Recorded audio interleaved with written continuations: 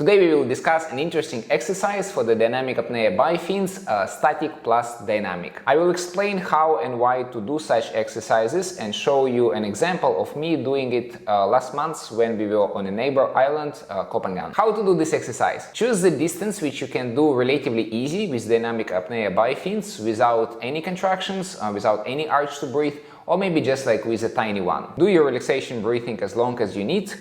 Full inhale, bend forward and put your face in the water. Hold it for 5 seconds and then, without lifting your head from the water, start your dynamic apnea. After finishing dynamic apnea, do relaxation breathing again as long as you need it, and then start it again with a static apnea. This time you can do it for 10 seconds and then, without lifting your head, again do the same distance with a dynamic apnea. And here you can see an example of such table. You do 6 repetitions, increasing static part each time for 5 seconds, and keep the same distance for the dynamic apnea part. For example, you can start with 5 seconds of static, followed by 25 meters dynamic if you pull 25 meters, and then 10 seconds of static followed again by 25 meters dynamic, and so on up to 30 seconds static apnea. If you like the video so far, don't forget to click the like button, and if you haven't subscribed to my channel yet, you can do it now because it's going to help you to become a better freediver. Now, why to do such exercise? I do it with my master freediver students to improve their ability to be relaxed right at the beginning of their dynamic apnea. So as soon as they start their dynamic apnea, I want them to be completely relaxed. And sometimes when you do a little static at the beginning, then this can help you to be relaxed again right from the beginning and then the entire dive. And also by doing such table, it's more or less like an O2 table, we are gradually increasing the breath hold time.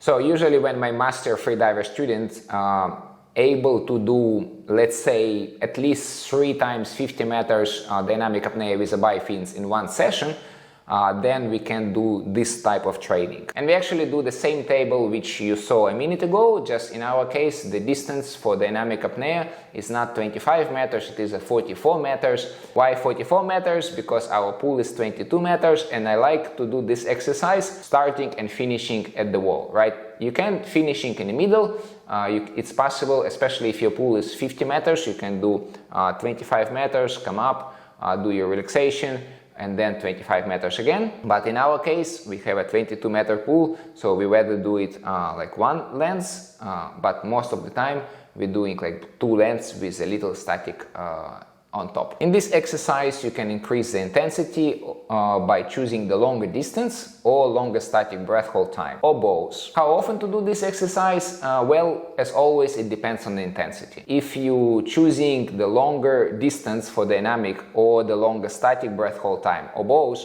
then the exercise will become intense and then you don't want to do it too often. So maybe once per week or maybe even once per a couple of weeks, depends how much time you have. And if the exercise is light, if it is a small breath hold time and easy distance, then you can do this exercise as often as you wish. And for whom I think this exercise might be helpful, actually I think for anyone. I do this exercise not often but from time to time, but I think especially people who have a dynamic apnea with a bifins somewhere between 60 and 100 meters. For such people, this exercise is going to be extremely useful because again it helps you to start your dive in a best like mental condition, in a most relaxed way. So I think for such people, this is going to be one of the most useful exercise. And if you want to learn more about how to swim 100 meters underwater, check out this video where I'm explaining how to do it. And if you haven't subscribed to my channel yet, you can click here.